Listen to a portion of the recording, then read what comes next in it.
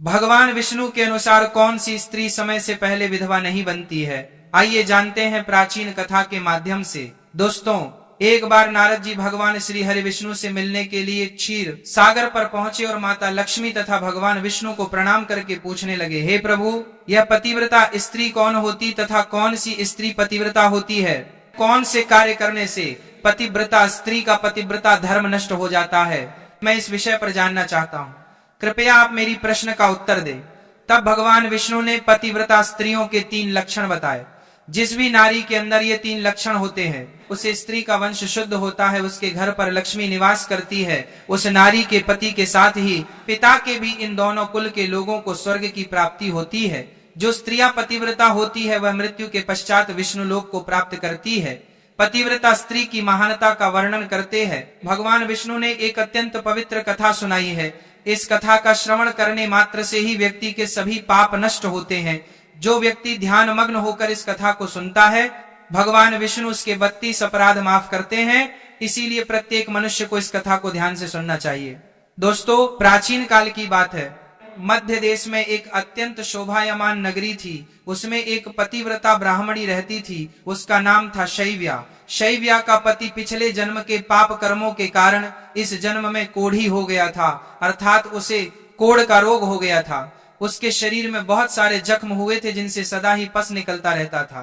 अपने पति की ऐसी दुर्गति देखकर भी शैव्या ने अपने पति का साथ नहीं छोड़ा और निर्मल भाव से वो अपने पति की सदा सेवा करती रहती थी। पति के मन में जो जो इच्छा होती उसे वह नारी अपनी शक्ति के अनुसार अवश्य ही पूर्ण करने का प्रयास करती थी। शैव्या प्रतिदिन देव पूजा की तरह ही अपने पति की पूजा करती थी और अपने मन की सभी इच्छाओं का त्याग करके अपने पति के प्रति विशेष स्नेह रखती थी।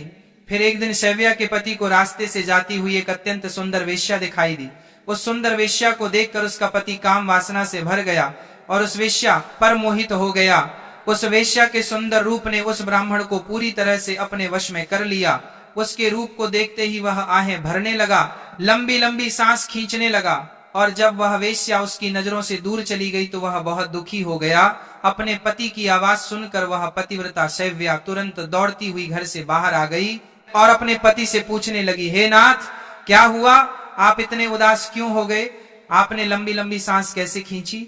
आपको जो भी कष्ट है मुझे बताइए, जो भी कार्य हो आप मुझे बताइए, वह मैं पूर्ण करने का प्रयास अवश्य करूंगी। हे प्राणनाथ, एकमात्र आप ही मेरे गुरु हैं, प्रियतम है।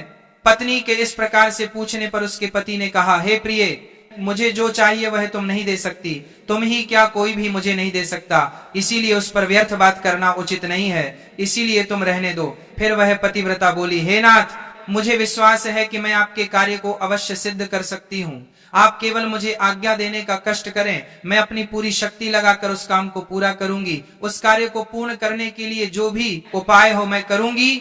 अगर मैं आपके इस कार्य को पूरा कर सकी तो इस लोक में और परलोक में मेरा कल्याण होगा। फिर शैव्या के कोढ़ीपति ने कहा, हे प्रिय, ठीक है, बताता हूँ। तू अभी अभी इस रास्ते से एक अत्यंत सुंदर वेश्या जा रही थी। उसका शरीर अत्यंत सुंदर और मनमोहक था, जिसे देखकर मेरा हृदय कामाग्नि से भर गया है। यदि तुम ऐसा कोई उपाय करो जिससे वह सुंदर वेश्या मुझे प्राप्त हो जाए तो मेरा जन्म सफल हो जाएगा। हे देवी, तुम उससे मेरा मिलन करवाकर मेरी कामाग्नि को शांत करो। पति के द्वारा ऐसा कहने पर वह अत्यंत दुखी हुई पर बोली, हे नाथ, आप धैर्य रखिए, मैं आपके इस कार्य को अवश्य सिद्ध करूंगी और उस वेश्या से आपका मिलन करवा दूंगी। इतना कहकर उस पतिव्रता नारी ने मन ही मन कुछ विचार किया और फिर रात्रि के अंतिम प्रहर में उठकर वह गोबर और झाड़ू लेकर घर से चली गई। जाते समय उसके मन में बड़ी प्रसन्नता थी। फिर वह उस वेश्या के घर पर पहुंच गई और उसने उस वेश्या के घर के आंगन में झाड़ू लगाया और गोबर से लीप कर उसका आंगन अत्यंत सुंदर बना दिया और लोगों की नजर पड़ने से पहले ही शीघ्रता से अपने घर को लौट कर आ गई। इस प्रकार से उस पतिव्रता स्त्री ने 3 दिनों तक उस वेश्या के घर के आंगन में झाड़ू लगाया और गोबर से लीप कर उसका आंगन स्वच्छ किया। उधर वह वेश्या अपने आंगन को देखकर अपने सेवकों से पूछने लगी, अरे वाह, आज आंगन की इतनी बढ़िया सफाई किसने की है? जिसने भी मेरा आंगन स्वच्छ किया है मैं उसकी इच्छा पूर्ण करूंगी। फिर वेश्या के सेवकों ने कहा, हे वेश्या, घर के आंगन की सफाई तो हमने नहीं की, हमारे जागने से पहले ही कोई इस आंगन की सफाई करके चला जाता है। सेवकों की बात सुनकर वेश्या को बड़ा आश्चर्य हुआ और वह सोचने लगी कि आखिर कौन आकर उसके घर के आंगन को साफ कर रहा है। फिर उसने जानने के लिए रात भर जागरण किया और छिपकर देखने लगी। तभी उसने देखा कि रात्रि के अंतिम प्रहर में ब्राह्मणी आकर उसके घर के आंगन को साफ कर रही है। ब्राह्मणी को देखते ही वह वेश्या बोली, हाय हाय, हे देवी, आप यह क्या कर रही हो? क्यों मुझ पापी स्त्री के घर का आंगन साफ कर रही हो? मुझे क्षमा करो, आप ये काम मत करो। इतना कहकर उस वेश्या ने उस ब्राह्मणी के पैर पकड़ लिए और कहा, हे पतिव्रता, आप क्यों मेरी आयु, यश, संपत्ति, कीर्ति का विनाश करने की चेष्टा कर रही हो? मैंने कौन सा अपराध किया है? हे साध्वी, आपको जो चाहिए वह मांगो, मैं बिना सोचे ही आपको दे दूंगी, किंतु आपको यह कार्य शोभा नहीं देता है। तब उस पतिव्रता ने उस वेश्या से कहा, हे सुंदरी, मुझे धन की लालसा नहीं है, किंतु तुम ही से मुझे कुछ काम है। यदि तुम करोगी तो मैं बताती हूँ। यदि तुम उस कार्य को पूर्ण करोगी तो मेरे मन को शांति मिलेगी और तभी मैं समझूंगी कि तुमने मेरा सारा मनोरथ पूर्ण कर दिया। फिर वह वेश्या बोली, हे पतिव्रता, आप जल्दी बताइए, मैं वचन देती हूँ आपका जो भी अभीष्ट कार्य है उसे मैं अवश्य पूर्ण करूंगी। माताजी, आप महान पतिव्रता है, आपका कार्य करूंगी तो मेरे सभी पाप नष्ट हो जाएंगे। आपके चरण छू लेने से ही मैं पाप से मुक्त हो चुकी हूँ। कृपया आप जल्दी बताइए मैं आपकी किस प्रकार से मदद कर सकती हूँ। फिर उस पतिव्रता ने लजाते हुए कहा, हे सुंदरी, कुछ दिनों पहले मेरे पति की नजर तुम्हारे शरीर पर पड़ी थी, जिसे देखकर वे तुम्हारे शरीर के मोह में पड़ गए हैं और तुमसे मिलन करने की इच्छा कर रहे हैं। इतना सुनकर वह वेश्या चौंक गई और कुछ क्षणों तक विचार करने लगी। उसे उस दुर्गंध युक्त कोढ़ी पुरुष के साथ संबंध बनाने की बात सोचकर बड़ा दुख होने लगा। वह वेश्या उस पतिव्रता से बोली, हे देवी, अगर तुम तुम्हारे पति को लेकर मेरे घर पर आ जाओ तो मैं एक दिन के लिए उनकी इच्छा अवश्य पूर्ण करूंगी।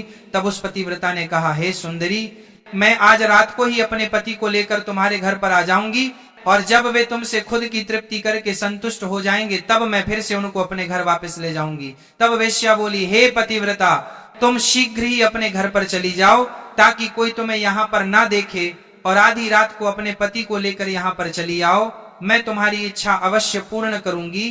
फिर वह पतिव्रता नारी अपने घर पर चली गई और उसने अपने पति को सारी बात बता दी कि वह आज रात को उसे उस वेश्या के घर पर ले जाएगी।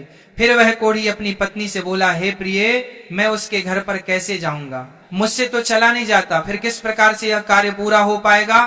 तब पतिव्रता बोली, हे प्राणनाथ, आप चिंता ना करें, मैं आपको अपनी पीठ पर बिठाकर लेकर जाऊंगी और जब आपका कार्य पूर्ण हो जाएगा तब आपको वापस ले आऊंगी। इतना सुनकर वह ब्राह्मण बहुत खुश हुआ और अपनी पत्नी से बोला, हे कल्याणी, तुम एक महान नारी हो, तुमसे मैं अति प्रसन्न हूँ, तुम्हारे कारण मेरा कार्य पूर्ण हो जाएगा। तुमने आज जो काम अपने पति के लिए किया है ऐसा काम संसार की कोई नारी नहीं कर पाएगी। हे देवी, तुम धन्य हो। फिर रात हो गई और वह पतिव्रता ब्राह्मणी अपने पति को पीठ पर बिठाकर लेकर जाने लगी।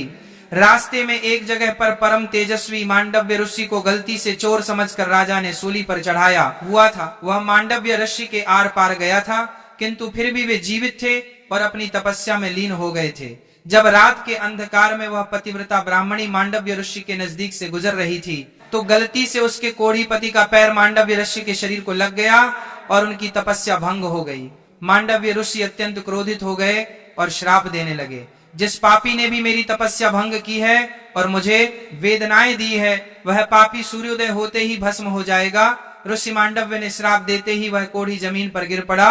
ऋषि मांडव्य का श्राप सुनते ही उस पतिव्रता को बहुत दुख हुआ और वह कहने लगी, आज से 3 दिनों तक सूर्य का उदय ही ना हो। इतना कहकर वह पतिव्रता अपने पति को लेकर घर चली गई और अपने पति को शैया पर लेटाकर उसके पास बैठ गई। पतिव्रता की वाणी में इतनी शक्ति होती है कि वह जो भी कहती है वह सत्य हो जाता है और पतिव्रता के कहने पर साक्षात सूर्य देव को भी उसकी इच्छा का पालन करना पड़ता है, क्योंकि स्वयं भगवान विष्णु ने ही पतिव्रता स्त्रियों को यह वरदान दिया है कि वे जो बोलेगी वह अवश्य ही सिद्ध हो जाएगा। फिर 3 दिनों तक सूर्योदय नहीं हुआ। सारा संसार अंधकार में चला गया और तीनों लोकों में इसकी खबर फैल गई। यह दृश्य देखकर सभी देवता ब्रह्मा जी के पास गए और सूर्य के उदय न होने का कारण पूछने लगे। तब ब्रह्मा जी ने देवताओं को उस ब्राह्मणी और मांडवी जस्सी का सारा वृतांत सुना दिया। फिर सभी देवता ब्रह्मा जी के साथ दिव्य विमान में बैठकर उस पतिव्रता नारी के घर के पास चले गए। ब्रह्मा जी ने उस पतिव्रता नारी से कहा, हे माता, तुम्हारे कहने से सूर्य का उदय होना रुक गया है। जिससे संपूर्ण सृष्टि खतरे में आ गई है। प्राणियों का जीवन दुष्कर हो गया है। तुम कृपा करके अपने वचन पीछे ले लो और सूर्य का उदय होने दो। फिर उस पतिव्रता ने कहा, हे भगवान, एकमात्र मेरे पति ही मेरे गुरु है। यह मेरे लिए संपूर्ण लोकों से बढ़कर है और सूर्योदय होते ही मेरे पति की मृत्यु हो जाएगी, क्योंकि मांडव्य मुनि ने ऐसा श्राप दिया है। मैंने किसी लोभ में, क्रोध में तथा मोह में आकर ऐसा नहीं किया है। मैं केवल अपने पति के प्राणों की रक्षा करना चाहती हूँ। फिर ब्रह्मा जी ने कहा, हे माता, तुम्हारे पति की आयु इतनी ही थी, उसकी मृत्यु से पृथ्वी का कल्याण होगा। तुम अपने पति के प्राण जाने दो, इससे तुम्हें बहुत पुण्य मिलेगा। फिर वह पतिव्रता बोली, हे देव, पति का त्याग करके मुझे किसी भी लोक में सुख की प्राप्ति नहीं होगी। मेरे पति मेरे लिए ईश्वर है, इसलिए मैं उनका त्याग नहीं कर सकती। फिर ब्रह्मदेव ने कहा, हे कल्याणी, तुम्हारे इस पतिव्रता धर्म से मैं बहुत प्रसन्न हूँ। तुम अभी इस हठ को छोड़ दो और सूर्य का उदय होने दो, जिससे सारा संसार स्वस्थ हो जाएगा और हमारे आशीर्वाद से तुम्हारा कोढ़ी पति भी कामदेव के समान सुंदर हो जाएगा। ब्रह्मा जी द्वारा ऐसा कहने पर उस पतिव्रता ने थोड़ी देर विचार किया और उसके बाद हाँ कहकर स्वीकृति दे दी और फिर सूर्य का उदय हुआ। फिर मांडव्य मुनि के श्राप के कारण तुरंत ही उसका पति जलकर भस्म हो गया और फिर उसकी राख से अत्यंत सुंदर कामदेव का समान रूप वाला उसका पति बाहर आकर खड़ा हो गया। ये चमत्कार देखकर वह पतिव्रता अत्यंत प्रसन्न हुई और फिर स्वर्ग लोक से एक अत्यंत तेजस्वी विमान आया और वो पतिव्रता नारी अपने पति के साथ बैठकर स्वर्ग लोक को चली गई। तो दोस्तों, इस प्रकार से पतिव्रता नारी में संसार को भी नष्ट करने की शक्ति होती है। पतिव्रता नारी के सामने बड़े बड़े देवताओं को भी झुकना पड़ता है। इस प्रकार से भगवान विष्णु ने यह कथा सुनाई है।